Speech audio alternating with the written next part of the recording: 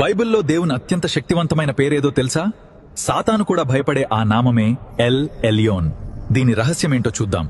L Elyon అంటే Hebrew భాషలో సర్వోన్నతుడైన దేవుడు. ఎల్ అంటే మహాశక్తిమంతుడు, ఎలియోన్ అంటే అందరికంటే పైన ఉన్నవాడు. ఈ పేరు బైబిల్లో మొదట ఆదికాండము 14లో కనిపిస్తుంది. అబ్రాహాం రాజులను ఓడించి వస్తుండగా దేవుని యాజకుడైన మెల్కిసెదెకు కనిపించి దేవుని గూర్చి ఇలా పలికారు: ఆకాశానికి భూమికి యజమాని అయిన సర్వోన్నతుడైన దేవుడు అని మెల్కిసెదెకు ప్రకటించారు.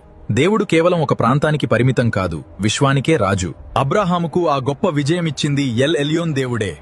మన జీవితంలో ఎదురయ్యే శత్రువులపైన, సమస్యలపైన విజయమిచ్చేది కూడా ఆయనే. కీర్తనలు 91 ప్రకారం మహోన్నతుని చాటున నివసించే వారికి ఎటువంటి అపాయం రాదు. సాతాను శక్తులు కూడా ఆ సర్వోన్నతుని ఆశ్రయంలో ఉన్నవారిని ఏమీ చేయలేవు. బబులోను రాజు నెబుకద్నెజరు గర్వించినప్పుడు దేవుడు అతన్ని అడవి జంతువులా మార్చాడు. మానవ రాజ్యాలను ఏలేది ఎల్ ఎలియోన్ మాత్రమే అని నిరూపించాడు. ఎల్ ఎలియోన్ సర్వశక్తిమంతుడు మాత్రమే మానవ రాజ్యాలను ఏలుతాడు.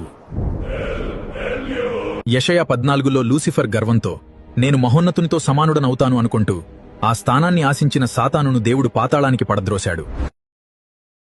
ఇందులో మనం గ్రహించాల్సినది, దేవుడు సర్వోన్నతుడు, ఆయన దృష్టికి సమస్తము అల్పమే. కాబట్టి మనం మంటివారమని గుర్తుంచుకోవాలి. దేవుని పిల్లలకు ఆయనే నిత్యాశ్రయ దుర్గము.